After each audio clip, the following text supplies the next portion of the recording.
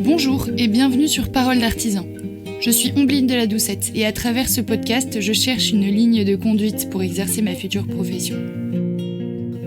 Vous y trouverez des échanges avec des personnalités bien câblées sur le sujet du savoir-faire, thématique qui me tient à cœur et qui, selon moi, donne du sens à mon métier. Si comme moi, vous cherchez à faire du beau, du bien ou du bon dans votre activité, alors peut-être que ces discussions pourront vous intéresser. Et si, tous ensemble, nous nous posions les bonnes questions pour tendre vers un monde plus beau ?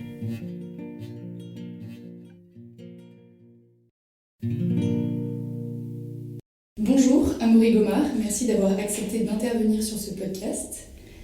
Disons la vérité, Amaury, tu sais pas très bien pourquoi tu es invité sur ce podcast, et pourtant vous le verrez par vous-même, Amaury a entièrement sa place dans ce média. Amaury a 25 ans, il est vendéen, et après avoir suivi des études de droit et d'histoire, il a fondé en 2019 l'association Arcade, qui organise des chantiers bénévoles avec des jeunes qui ont entre 18 et 30 ans, et qui souhaitent participer à la restauration du patrimoine français. Amaury considère que restaurer le patrimoine français, c'est aussi partir à la rencontre des locaux, partager des moments conviviaux pour mieux s'ancrer dans un territoire donné. Restaurer le patrimoine français, c'est donc aussi, selon lui, retisser un lien entre les Français pour restaurer une unité nationale. Est-ce que cette introduction te convient ?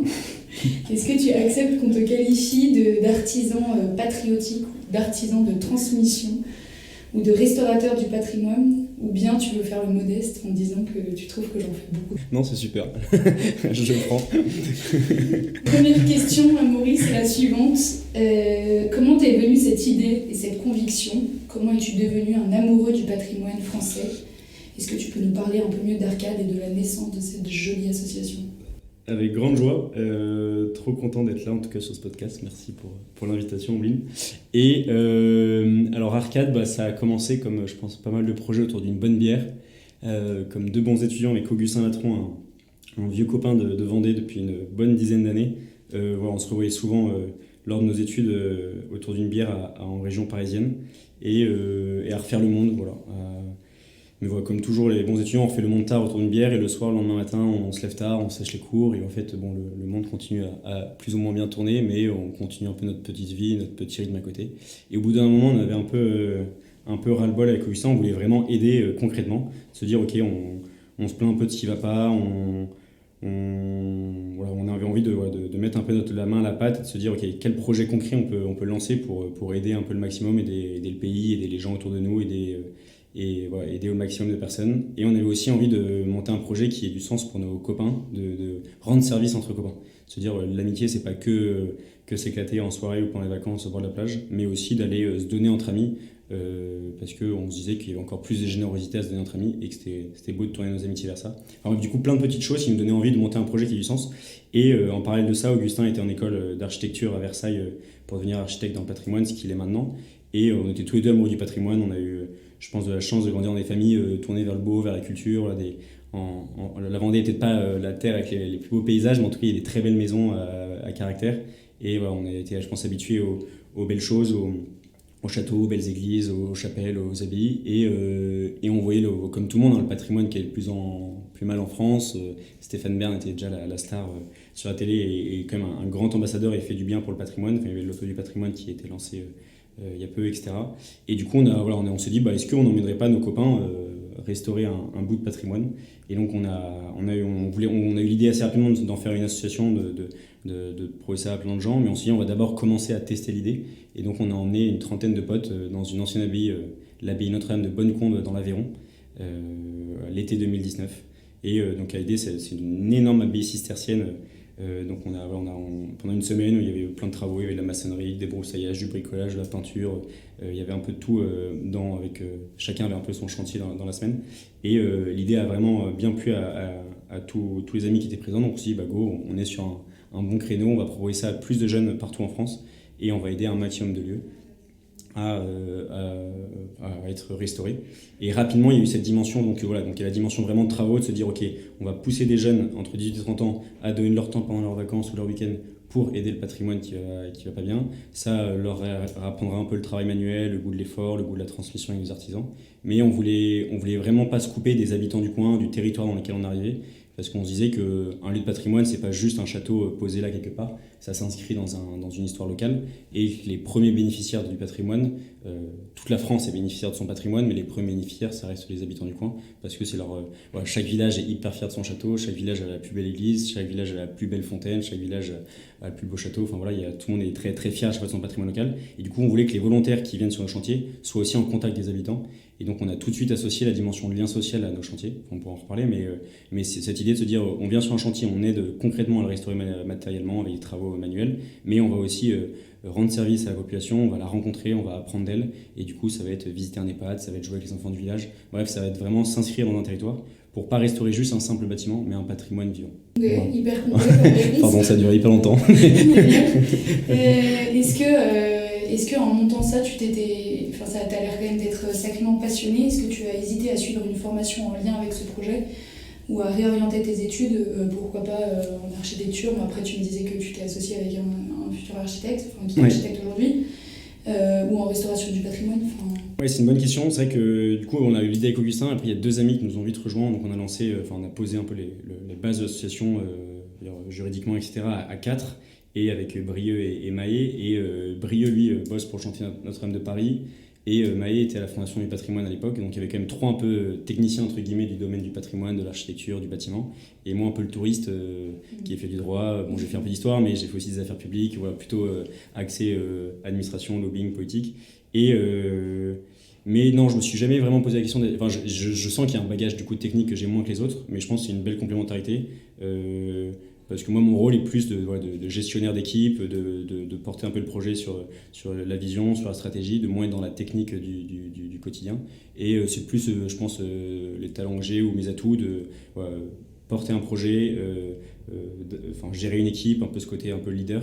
Et du coup, j'avais peut-être pas le bagage technique, et en effet, peut-être que c'est parfois un peu ce que je pêche, et j'ai envie de me former plus dessus grâce à ceux avec qui j'ai monté le projet, avec qui je gère l'asso. Mais on se complétait très bien là-dessus.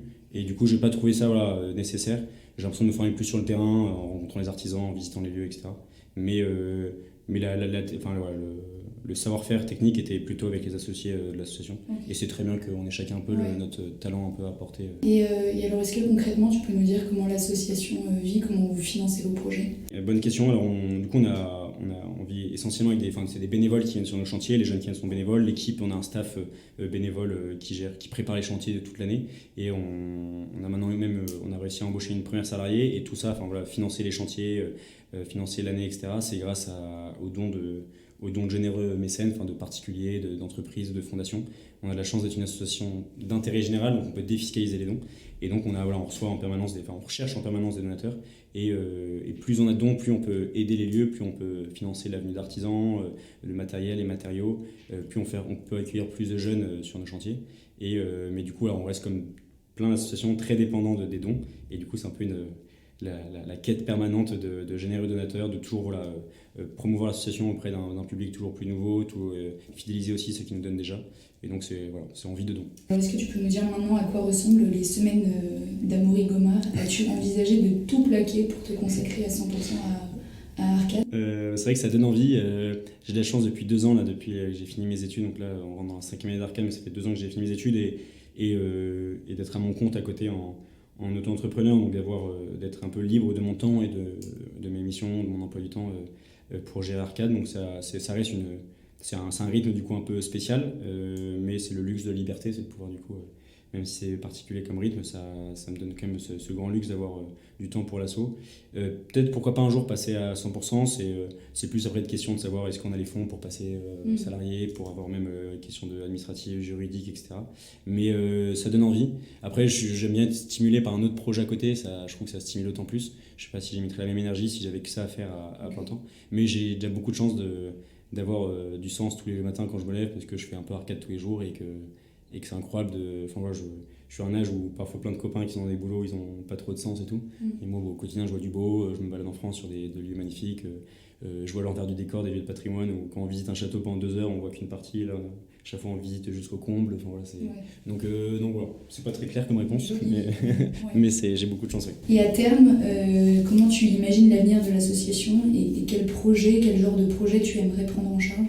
On est assez ambitieux pour l'asso, on a envie, voilà, donc là on commence notre 5e année, en 4 ans il y a eu plus de 1000 jeunes qui sont venus sur nos chantiers, on est venu en aide à un peu moins de 30 lieux de patrimoine. On a envie d'être vraiment une asso pour la jeunesse, qu'un maximum de jeunes qui viennent un peu de partout puissent connaître de près le patrimoine, connaître de près ses travaux d'artisans, etc. Et donc on veut faire venir de plus en plus de jeunes. Voilà, on avait 400 jeunes cette année, un jour il faut qu'il y ait 3000 jeunes par an qui passent par... Il faut que ça soit un peu toute la jeunesse de France puisse passer par la case arcade, entre guillemets. Donc voilà, l'avenir d'Arcade, c'est vraiment de faire venir de plus en plus de jeunes, parce qu'on pense qu'il y a un vrai enjeu de retrouver le goût du manuel, le goût du travail, du temps long, et du beau. Ouais. Et le patrimoine est un lieu qui fédère tout le monde, et en fait on le voit même sur les chantiers, on veut vraiment être... On parle beaucoup du manque d'unité dans notre pays ou autre, même dans la jeunesse, etc. Et en fait, on se rend compte, nous, sur le chantier, les jeunes qui arrivent, la veille au soir, le dimanche soir, généralement, quand ils arrivent, ils ne se connaissent pas. Et le lendemain matin, ils se retrouvent les pieds dans la boue, à remonter un mur en maçonnerie.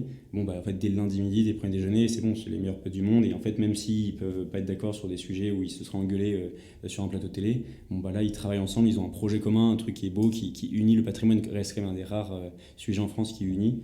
Et du coup, on se dit ça peut être un lieu d'unité de la jeunesse et de manière plus large des générations, peut-être de tous les Français. Et du coup, voilà, on veut faire venir un maximum de jeunes pour qu'ensemble, ils donnent un vrai projet commun et du coup un peu un objectif commun, et c'est ce qui rassemble un maximum. Mais alors comment vous les formez et est-ce que vous faites appel à des artisans qui sont sur place ou vous allez chercher des conseils? Oui, c'est ça, parce que du coup les jeunes qui viennent ont aucun savoir-faire, en tout cas on leur demande aucun savoir-faire, n'importe quel jeune peut venir tant qu'il est juste bien motivé et de bonne volonté, et du coup il y a forcément la présence d'un professionnel pour la partie technique, et donc on a la chance d'être entouré de plus en plus d'artisans qui sont la plupart du temps des artisans locaux, soit un ancien artisan à la retraite qui vient bénévolement donner de son temps pour former cette jeunesse. Ils sont soit un artisan encore en activité qui est du coup rémunéré pour son travail d'encadrement, mais c'est toujours des artisans locaux qui sont trop contents de pouvoir transmettre leur savoir-faire à des jeunes qui viennent un peu partout, et l'artisanat est parfois un métier quand même très solitaire sur en tout cas certains métiers, et du coup là ils se retrouvent avec plein de jeunes qu'ils n'auraient jamais rencontrés ailleurs, et donc donc on se fait vraiment encadrer par des artisans pour apprendre quand même le b.a.-ba dès qu'il y a des travaux techniques sur le chantier. Est-ce que tu peux nous raconter comment se passe un projet? J'ai cru comprendre que vous proposiez à vos bénévoles de venir sur un format d'un week-end ou d'une semaine. Mais du coup, est-ce qu'il s'agit de projets, j'imagine que non, mais c'est des projets jamais achevés par la même équipe. Est-ce que c'est pas une grande perte de temps et d'investissement de former des personnes pour une semaine ou un week-end et de devoir à chaque fois en reformer d'autres? Oui, c'est vrai que c'est un vrai sujet, et de l'extérieur, c'est vrai que ça paraît pas très efficace ou autre, mais et en effet on propose des formats week-end ou semaine, parce que c'est vrai que c'est un vrai sujet, mais en même temps nous on n'est pas une entreprise du bâtiment, donc on n'a pas d'objectif de résultat, on s'inscrit vraiment dans le temps long. Généralement un lieu on va l'aider pendant plusieurs années, donc il y a quand même plusieurs équipes qui s'alternent pour que les travaux soient quand même aboutis à un moment. Mais en effet, à chaque fois, ça leur demande de reformer. Généralement, le premier jour, il ne se passe pas grand-chose, le temps qu'ils apprennent un peu tout, les outils, où sont les travaux, etc. Mais comme on a vraiment tout le temps avec nous, et que le patrimoine est un endroit de temps long, peu importe, en fait, on a envie quand même que plein de jeunes viennent découvrir ça de près, puissent y toucher. Voilà, on n'est pas les sauveurs du patrimoine, on ne va pas tout restaurer d'un coup.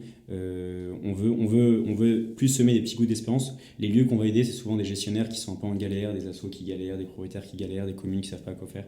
Et bref, et même si on n'est pas si on n'apporte pas tout le matériel, tout le professionnalisme, juste une jeunesse un peu motivée, souriante, joyeuse, qui vient quelques jours, même si c'est pas l'aide la plus efficace du monde. En fait, un groupe de 20, même pas très bien formés, en une semaine, ils arrivent quand même à accomplir quand même pas mal de boulot. C'est un peu l'exemple du gros tas de pierres déplacé. Quelqu'un tout seul va mettre 6 mois, un groupe de 20 en 2 heures, c'est fait. Et donc c'est un peu ça sur nos lieux. Et en fait, ça apporte surtout une espérance pour les lieux, ça a l'air quinque pour les mois un peu où ils sont seuls, où ils savent pas quoi faire avec cet énorme château, cette énorme abbaye, cette énorme église à gérer. Donc c'est vraiment apporter ne serait-ce qu'une espérance, même s'il n'y a pas toute l'efficacité qu'on voudrait viser. Donc au moins ces jeunes apportent de l'espérance au lieu, et ils se sentent plus seuls. Et du coup, voilà, peu importe que ça prenne peut-être plus de temps qu'une entreprise, c'est fait d'une manière un peu différente. Et surtout, on va aider la plupart des lieux, ils n'ont aucun moyen et du coup, ils ne pourraient pas faire appel à une entreprise. Donc eux, ça leur va déjà très bien qu'il y ait des bras, même si ce n'est pas les bras les mieux formés du monde ou qu'à chaque fois, il faut recommencer.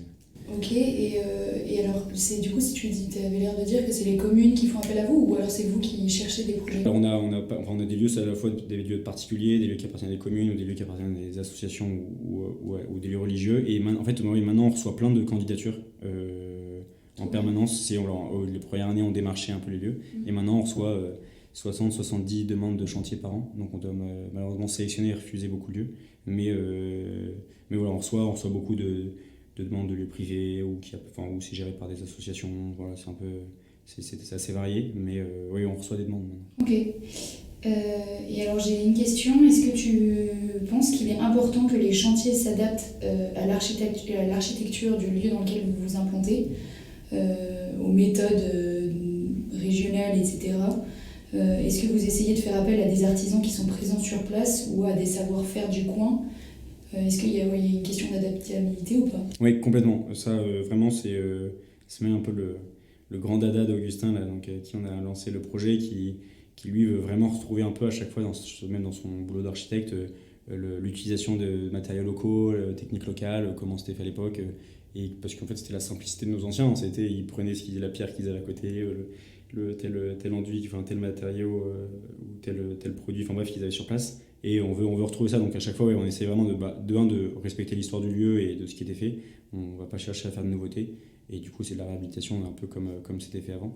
Et on essaye de vraiment s'adapter, de reprendre un peu ce qui se fait dans la région. Pour ça, c'est vraiment un truc qu'on veut respecter. Pour nous, l'architecture, la France est magnifique de ça, de toutes des spécialités un peu régionales.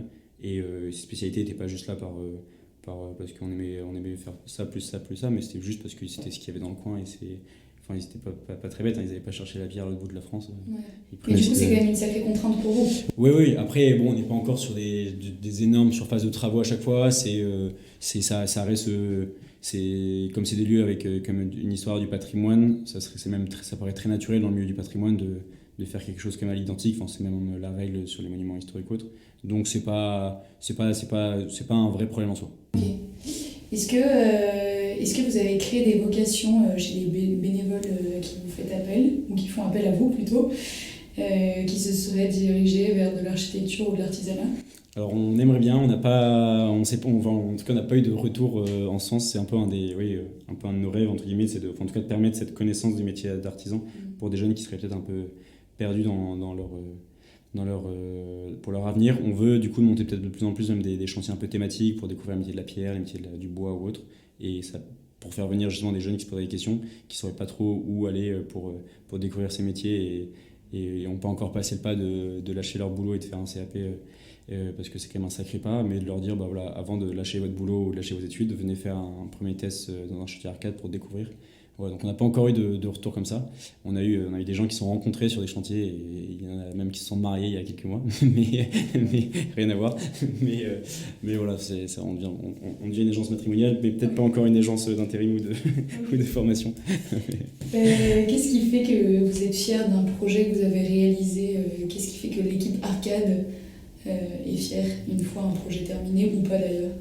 Je pense, moi, c'est ce qui me fascine à chaque fois, c'est quand je vais visiter un chantier en cours, c'est juste les étoiles, ça fait un peu bizarre peut-être comme image, mais un peu cucu, mais les étoiles qu'il y a dans les yeux des volontaires sur le chantier, ils peuvent être là depuis même pas 1 ou 2 jours. On sent qu'ils vivent un truc de dingue, parce que alors que c'est quelque chose de très simple, on n'a pas du tout inventé un truc, on n'a pas inventé un nouveau concept, ça se fait, les chantiers de restauration de patrimoine, ça se fait quand même depuis longtemps, mais c'est juste qu'on sent qu'il y a une soif un peu de retrouver des choses très simples, concrètes, manuelles.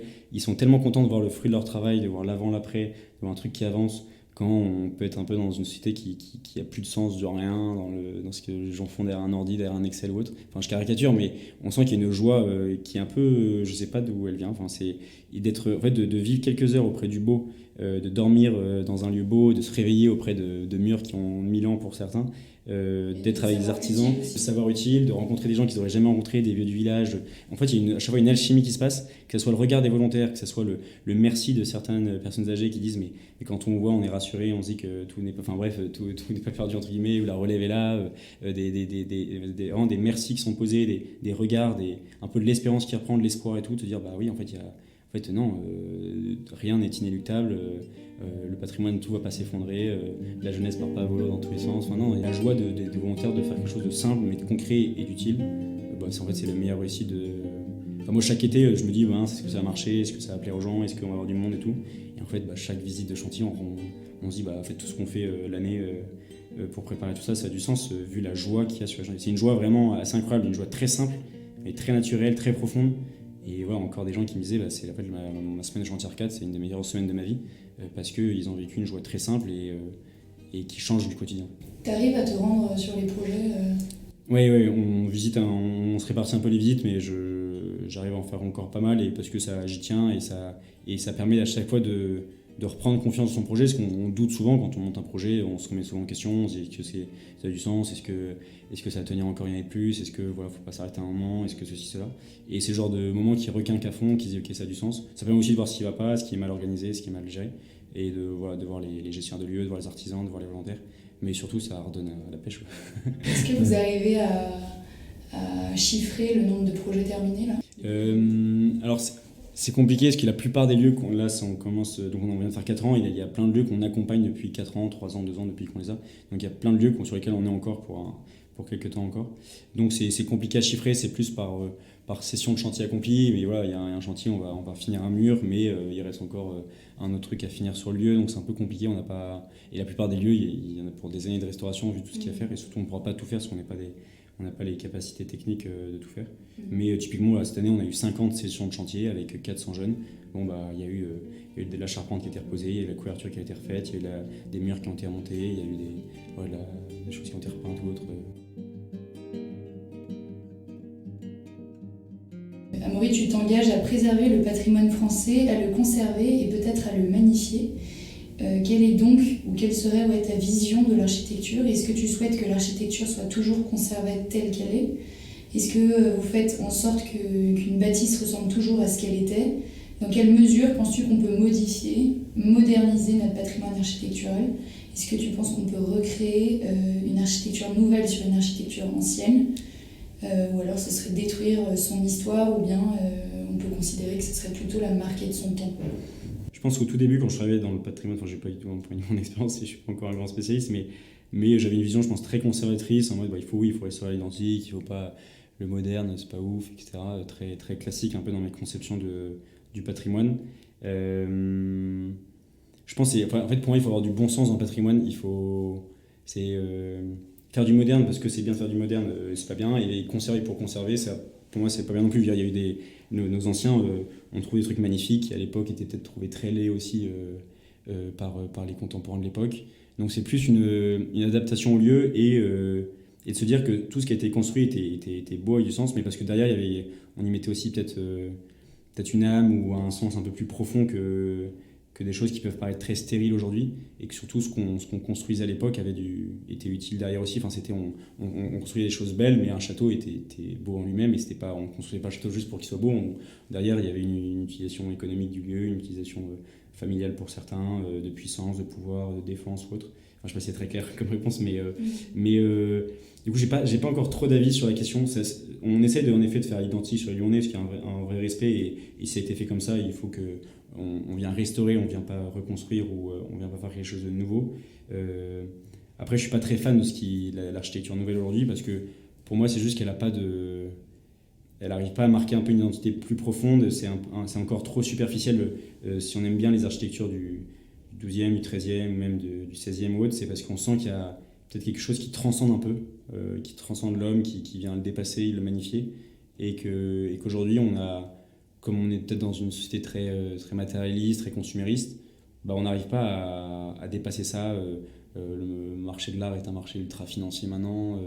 Il manque peut-être une âme à tout ça, et du coup, c'est peut-être ce qui ne plaît pas, et parce que c'est des matériaux aussi qui sont très, très stériles, entre guillemets. Enfin, Enfin, avant, c'était que la pierre, le bois, c'est très simple, c'est très naturel et c'est ce qui façonne à la fois notre terre. Donc, quand ça façonne nos monuments, on a l'impression d'y retrouver un peu le côté très naturel, un peu de l'humus quoi, de ce qui fait notre territoire.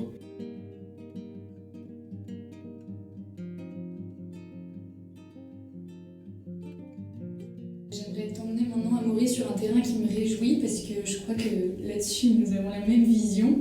Tu considères que restaurer le patrimoine, c'est aussi créer un lien entre tous ceux qui œuvrent pour un projet.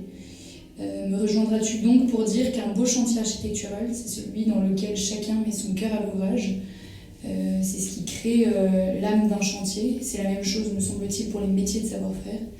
Donc, puisque les artisans participent à l'âme du chantier, penses-tu que nous puissions dire que l'artisanat elle-même contribue à la valorisation et à la sensibilisation en architecture ? Ouais, il y a plein de trucs là. Tu prends ce que tu veux. Non. Oui, pour moi, c'est vraiment. Enfin, le patrimoine, l'architecture est un vrai lieu d'unité parce que ça peut rassembler. On le voit sur tous nos chantiers. Il y a vraiment des générations différentes, des milieux sociaux différents, des sensibilités au patrimoine différents. Enfin, on voit un chantier qu'on accompagne une restauration d'une ancienne église. Voilà, il va y avoir peut-être la maire qui a une vision juste très patrimoine du lieu, d'autres de l'association qui va avoir une vision avec un projet plus religieux parce que ça reste une église. Mais les deux, même si peut-être un débat sur l'utilisation à la fin du lieu, unissent à fond leurs forces pour restaurer le lieu parce qu'ils trouvent le lieu magnifique. Voilà, il y en a qui ont été touchés par le côté patrimoine, l'autre l'histoire, l'autre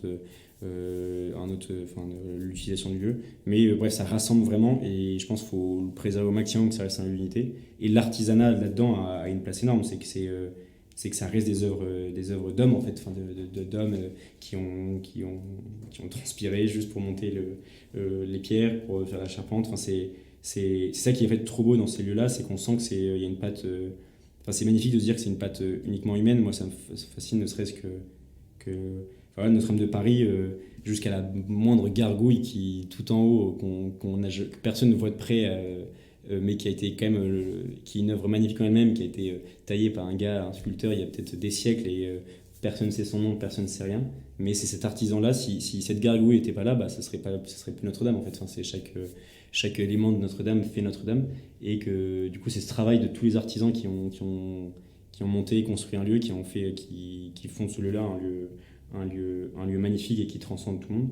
Donc l'artisanat a une place énorme dans l'architecture parce que sinon ça reste que du concept, non, les architectes vont pas être contents, mais dans le sens où c'est une alliance énorme, c'est comme dans tout projet, il faut quelqu'un qui ait une vision, qui porte le projet, qui donne un peu les grandes bases, et après le spécialiste, le technicien qui vient apporter la patte, la finition, quoi. J'ai envie de croire que le charme de l'artisanat, c'est aussi l'irrégularité de temps en temps du travail accompli, le petit imprévu. C'est aussi ce qui fait l'histoire du chantier ou de l'objet d'ailleurs, il me semble. Et vous, quelle place laissez-vous à l'irrégularité dans votre travail ? Beaucoup. Ça s'appelle le bénévolat. Non, là, c'est pas cool non plus. Non, mais si, je suis bénévole depuis 4 ans, donc je sais ce que. Mais c'est vrai qu'il y a il y a ce côté-là un peu, voilà, ça reste des chantiers avec des jeunes, avec l'improvisation, l'inscription, des inscriptions, les retards, le manque de matériel, à un moment, le souci. Donc oui, il y a de l'irrégularité tout le temps, et voilà, on fait le travail au mieux possible, mais ça reste des bénévoles, donc il peut y avoir. Mais en fait, je me rends compte en voyant de plus de près les chantiers que quand on regarde au quotidien, quand on suit, on va avoir plein d'irrégularités. Mais je suis sûr, dans plein de bâtiments magnifiques, en fait, il y a plein d'irrégularités. Mais l'ensemble, à la fin, rend très bien, en fait. Mais c'est comme l'imperfection, chaque personne humaine est imparfaite, mais en fait, quand tu la vois en complet, tu vois quand même une personne superbe et tout va bien. Enfin, je sais pas si c'est la bonne image, mais qu'en fait, c'est les imperfections qui font aussi la beauté de la personne humaine. Et c'est ce qui peut faire aussi la beauté d'un bâtiment sans qu'on s'en rende compte. Non, mais en vrai, je te rejoignais, je m'attendais à cette réponse et je te rejoins. Mais en fait, derrière ça, ma question, c'était aussi, est-ce que ça n'a pas été une peur à un moment donné de faire appel, qu'il y a des gens qui, en vrai, n'y connaissaient pas grand-chose, qu'on se le dise. Et est-ce qu'au début, ça n'a pas été aussi une peur qu'il y ait de grosses bêtises qui soient faites sur des projets parfois un peu colossaux ? Complètement. Alors, ce qui nous empêche un peu ça, c'est qu'on reste vraiment à taille humaine sur un chantier, on n'est pas encore sur des... Enfin, il y a des travaux un peu... Ouais, enfin, il y a de la maçonnerie, il y a de la charpente de couverture, mais c'est sur des petites surfaces, c'est pas... Ok. Ça reste vraiment à taille humaine, donc s'il y a un dégât, le dégât resterait très limité, et pour l'instant, on a de la chance de ne pas en avoir eu. Mais en effet, on pourrait se dire, mais pour moi, c'est justement, c'est qu'on va aider des lieux, la plupart des lieux qu'on va aider, si on ne va pas les aider, personne n'irait, donc ce seraient des lieux qui seraient de plus en plus en mauvais état, parce que tous les gens n'ont pas les moyens, et les entreprises de bâtiment ont des carnets de commandes énormes, enfin, ils peuvent pas aller partout, et même si on ne pallie pas du tout l'absence ou le travail d'entreprises du bâtiment, on est même pas complémentaires, on est très différents, on n'est pas du tout en concurrence avec eux. Mais du coup, c'est de se dire, en fait, si si des bénévoles ne prennent pas ça à cœur, en fait, qui le fera. Moi, je suis assez fasciné par le nombre de villages où il y a l'association des amis du château, de l'église, ou je sais pas quoi. C'est des simples bénévoles qui connaissent rien, etc., mais qui se battent pour trouver de l'argent, pour trouver des gens qui s'y connaissent, etc., pour prendre soin de leur lieu. Et sans ces bénévoles-là qui se bougent tous les jours pour des lieux un peu partout en France, le patrimoine serait en encore plus mauvais état qu'il l'est aujourd'hui. Donc pour moi, non, peu importe que ce soit des bénévoles, c'est un danger, il faut faire gaffe pour que les travaux soient bien respectés. Mais c'est comme tout, si dans toutes les sphères de la société, dans toutes les sphères d'activité, on laisse que les spécialistes toujours, et ben en fait, petit à petit, il y a plein de choses qui tombent un peu en désuétude ou qui sont un peu laissées de côté. À une époque, tout le monde savait faire un peu de show, tout le monde savait faire un peu de maçonnerie, tout le monde savait aller remettre un peu une tuile, etc. Aujourd'hui, comme on a plus ce savoir-faire là, on fait appel toujours à un artisan, à quelqu'un de l'extérieur, mais du coup, on attend qu'ils viennent, les dégâts continuent. Et justement, si on retrouve un peu ce savoir-faire très simple, d'un peu de maçonnerie, d'un peu de charpente, d'un peu de couverture, en fait, chacun pourrait refaire un peu plein de petits travaux chez lui et on retrouverait des gens encore plus bricoleurs et les artisans crouleraient pas non plus trop toujours sur leur carnet de commandes et des lieux seraient un peu mieux préservés. Et alors, toi, quand tu vas par exemple visiter vos chantiers, tu te situes plutôt du côté du maître d'œuvre ou plutôt l'inspecteur des travaux finis ou le bénévole? Non, vraiment plus le bénévole. À chaque fois, on vient aider un projet, on vient aider un lieu qui a un projet. On veut vraiment se mettre au service de ces lieux-là parce que c'est vraiment la jeunesse qui vient joyeusement se mettre au service. On dit à chaque fois aux jeunes, vous arrivez par la porte de service dans le château, vous n'arrivez pas par le grand porche avec à cheval, avec les trompettes qui sonnent pour votre arrivée et vous êtes les sauveurs du patrimoine. Pas du tout, on vient vraiment se mettre en service, donc on reste vraiment les bénévoles, les exécutants. Après, il y a certains lieux qu'on accompagne vraiment plus en profondeur depuis plus longtemps, sur plusieurs années, et il y a un vrai lien qui s'est tissé avec les gestionnaires du lieu et qu'on peut conseiller, qu'on peut aider et avec qui on prend des décisions. Donc ce sera même peut-être plus de l'assistance maîtrise d'ouvrage que de la maîtrise d'œuvre, mais c'est un peu un entre-deux, quoi. On reste des exécutants, des bénévoles, mais on vient quand même aussi discuter avec le lieu, quel est son projet, ok, est-ce que ce serait mieux comme ci, ce serait mieux comme ça. C'est un peu au cas par cas de chaque lieu. Certains lieux, on vient vraiment juste mettre nos bras, et d'autres, on met aussi un peu plus notre cerveau. Et comment imagines-tu, là une question un peu plus vaste, mais de ton point de vue ça m'intéresse, l'architecture de demain? Penses-tu que l'artisanat aura toujours sa place dans l'architecture? Autrement dit, est-ce que tu penses qu'un jour l'architecture pourrait se passer de l'artisanat? Est-ce que c'est quelque chose qui, comme toi, ça a l'air de te tenir à cœur? Est-ce que c'est quelque chose qui t'effraie? Oui, je pense que ça me ferait peur et je verrais même pas comment on pourrait s'en passer sur le long terme. En fait, oui, pour moi, ça ne pourra pas s'en passer. Il ne faut pas que ça s'en passe.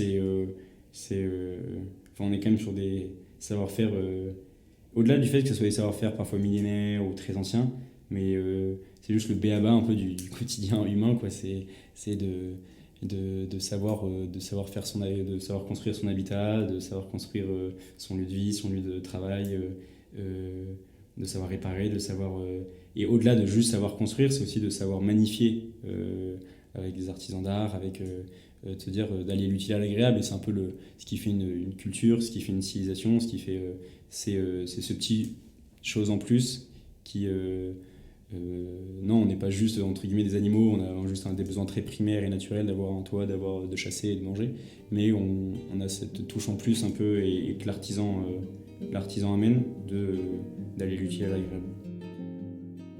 Sans rentrer dans un débat philosophique, est-ce que selon toi l'architecture participe à la création du beau? Et si oui, de quelle manière? Ah oui, je pense.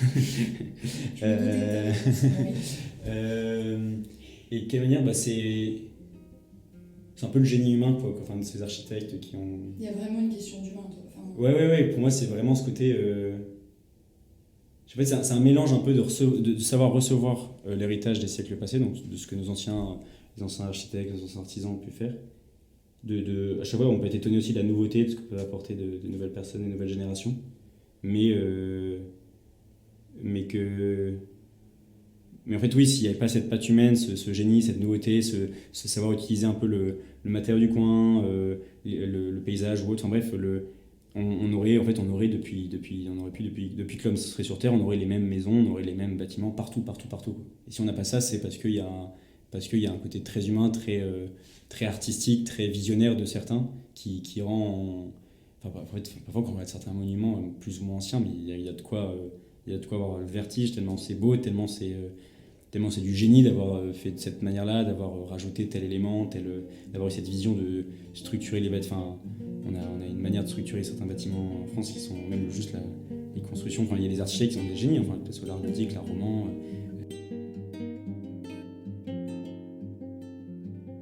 La pérennisation et la transmission des savoir-faire est l'un des enjeux les plus importants que le monde de l'artisanat doit résoudre aujourd'hui. Est-ce que toi, qui es dans le milieu sans vraiment en faire partie, c'est quelque chose que tu observes et qui t'inquiète, cette transmission, cette parfois perte de transmission?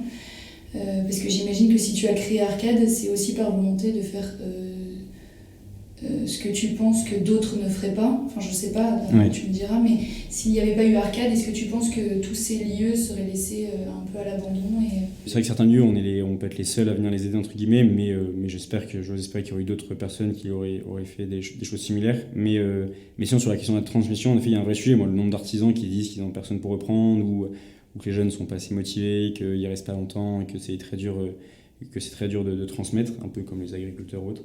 Donc il y a un vrai sujet. Et ce qui nous inquiète pas mal avec Arcade, mais sur lequel du coup on veut peut-être apporter un peu notre petite pierre à l'édifice, justement en faisant connaître ces métiers-là, en faisant venir des jeunes qui découvrent ces métiers-là. Et on espère qu'à terme ça pourrait être un lieu un peu de transmission et de connaissance de ces métiers et peut-être de vocation. Mais oui, il y a un vrai enjeu, mais qui passe par plein de choses. Je pense que c'est aussi, même moi-même, hein, j'ai 25 ans, etc. On est des générations peut-être moins portées sur les forts manuels. Voilà, on a quand même grandi des écrans dans les mains, sur le canapé. Enfin, c'est quand même, c'est pas juste des phrases, on est vraiment comme ça. Même moi le premier, je suis très à zapper tout le temps, à vouloir avoir des nouvelles missions, de nouveaux projets. Un métier d'artisan ou métier de tailleur de pierre où il faut 10 ans pour devenir un bon tailleur de pierre. Bon, quel jeune aujourd'hui est vraiment prêt à passer 10 ans à se tuer un peu la tâche, à se faire les mêmes choses tous les jours, et au bout de 10 ans pour devenir enfin bon dans son domaine. Aujourd'hui, on a envie d'être le meilleur en 3 mois, donc il y a un vrai défi, un peu générationnel, je pense. Autre sujet, est-ce que, je pense que tu vas rire, mais est-ce que vous entretenez une démarche écologique responsable dans vos chantiers, ou bien c'est pas du tout à l'ordre du jour parce que par manque de moyens, parce que vous n'êtes pas forcément encore une immense structure, même si évidemment vous avez une très grande ampleur. J'en reviens un peu au sujet de l'architecture locale, on parlait de... je pense au colombage en Alsace. Est-ce que cette architecture locale, est-ce que c'est une contrainte pour vous? Et à quoi ressemble selon toi une architecture plus respectueuse de son milieu? Alors je pense que le patrimoine par essence est écolo, et que du coup on l'est avec Arcade, parce que même ce qu'il y a, c'est que dans la solution du patrimoine, c'est que de la réhabilitation, donc il n'y a pas de construction neuve. C'est que utiliser du matériau ancien, parce que la plupart du temps on veut respecter l'architecture du bâtiment, et du coup on va reprendre ce qui était fait à l'époque, donc des matériaux anciens, des matériaux locaux. Du coup le patrimoine pour moi est un des domaines qui est le plus écolo, parce que ça va être l'artisan local qui va venir bosser, parce que donc on ne fait pas venir une entreprise de l'étranger ou je sais pas quoi, parce qu'on va utiliser les ressources naturelles du coin, parce qu'on va respecter l'identité un peu architecturale, locale, etc. Ça fait vivre économiquement. C'est des circuits courts, quoi, le patrimoine généralement en local. Donc oui, je pense qu'on est une démarche écolo sans y mettre des mots, des concepts ou des process très juste écrits ou théoriques. C'est juste dans la pratique, c'est un concept très écolo de venir aider ce qui est proche de chez soi, et ce qui avec les techniques du coin et avec les matériaux du coin. Donc oui, le patrimoine en lui-même, et le fait de réhabiliter, de pas être que la construction neuve, il y a tellement de choses à réhabiliter. Je sais que les entreprises de construction neuve sont énormes en France, et qu'il y a beaucoup de choses, il y a beaucoup envie de construire parce qu'il manque de logement, je sais pas quoi, mais quand on voit le nombre de vieux petits centres-villes, de villages, etc., où il y aurait juste à réhabiliter. Bon, après, c'est la question aussi du désert, de la désertion des campagnes et tout, mais il y a complètement de quoi recevoir un peu tout le monde. Oui, si on réhabilitait déjà tout notre petit patrimoine local, ça serait déjà un premier axe écologique plutôt que de construire à tout va des pavillons un peu partout.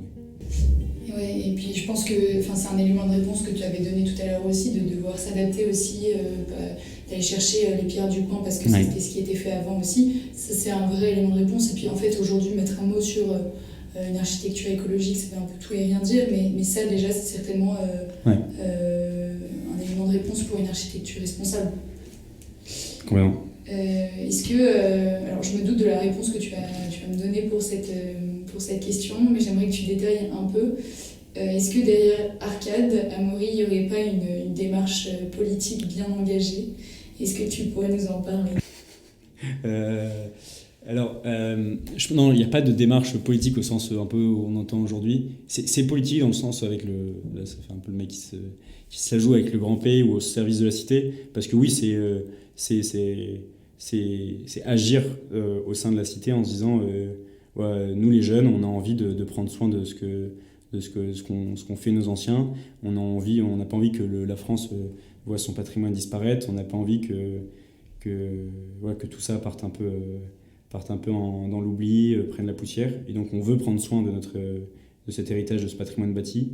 Et on veut aussi être engagé dans le sens où venir à la rencontre de nos anciens dans les campagnes, de témoigner de la générosité, de la joie de la jeunesse. Donc oui, il y a un engagement politique dans ce sens-là, où c'est prendre sa part un peu dans le service nécessaire pour faire fonctionner une société. Et c'est faire vraiment un de nos objectifs, c'est vraiment de faire du patrimoine un lieu d'unité, j'en ai déjà parlé, mais et du coup c'est peut-être ça notre projet politique, c'est tous unis autour du patrimoine si on devait trouver un slogan. Mais c'est vraiment, moi je suis fasciné à chaque fois là on a une troupe de théâtre au sein de l'association qui se balade de chantier en chantier pour jouer, pour faire venir les habitants sur lieu, à lier le patrimoine littéraire, le patrimoine bâti, et avoir un vrai moment de communion avec les habitants du coin et nos volontaires qui travaillent sur le chantier. Et en fait, il y a tous les milieux sociaux, toutes les générations, ils rigolent tous ensemble, ils prennent un verre ensemble après, ils bouffent un morceau.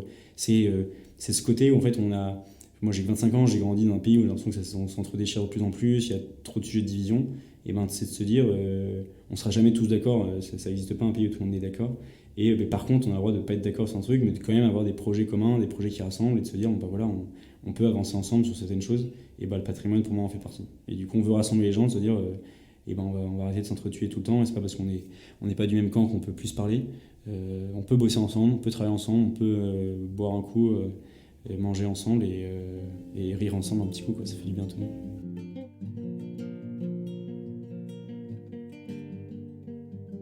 Voilà. Trop bien. Qu'est-ce qu'on peut souhaiter à Amaury à Arcade et qu'est-ce qu'on peut souhaiter à Amaury Gomard? À Arcade, de continuer à grandir, à bien se structurer, à se professionnaliser toujours plus dans le domaine du patrimoine, du bâtiment, des travaux, à vraiment devenir une asso qui garde son âme un peu de jeunesse, de générosité, de vouloir se donner simplement sans rentrer dans un truc trop technique, trop procédurier pour pas devenir une asso administrative entre guillemets, mais garder un peu cette fougue de la jeunesse et de faire venir toujours plus de jeunes et des jeunes qui goûtent au métier d'artisanat et qui deviennent eux-mêmes pourquoi pas les artisans. Et à Amaury Gomard, je sais pas, plein de belles choses. Une vie pleine de défis. J'aime bien monter des projets, avoir des défis, etc. Et de pouvoir toujours un peu servir le bien commun et le maximum de gens. Moi, j'aime beaucoup. Servir, continuer à servir. Ouais.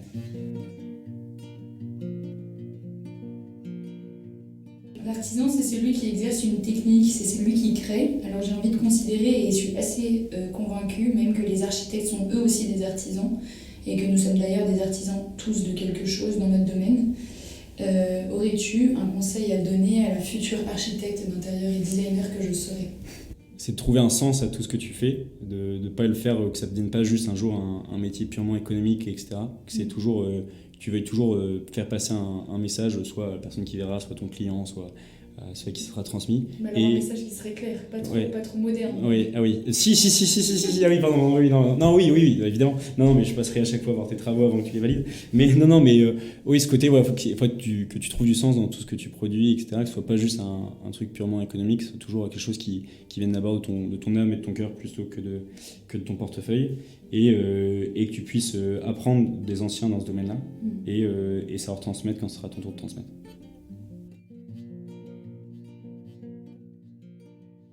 Merci Amaury. Est-ce qu'il y a une personne, pour finir, un corps de métier, un savoir-faire particulier que tu me conseillerais ou que tu aimerais entendre dans ce podcast ? Je sais pas, quand je pense au métier un peu de corps d'artisan, j'ai toujours été un peu fasciné par les forgerons. C'est peut-être un truc un peu d'enfant qui revient un peu de voir les forgerons. Forgeron, maréchal ferrant, c'est le genre de métier un peu très ancien, mais je trouve toujours fascinant de faire ça avec le travail pour les forgerons, le travail du feu, du métal, qui je trouve toujours assez fascinant à regarder. T'as raison, j'adorerais. Merci Amaury pour ton intervention dans ce podcast et toutes les réponses que tu m'auras données. Tout ce qui a été dit est précieux, je le garderai bien en mémoire. N'hésitez pas à suivre toutes les actualités d'Arcade sur les réseaux sociaux, à partir avec des copains, réaliser et participer à des chantiers avec Arcade. Et si aucune de ces deux propositions vous intéresse, il me semble que vous pouvez faire un don sur leur site. Ils ont fait en sorte que ce soit très facile. N'hésitez pas non plus à partager cet épisode pour faire parler de tous ces métiers de savoir-faire au service du beau. À très bientôt pour un prochain épisode. Merci beaucoup, Mine.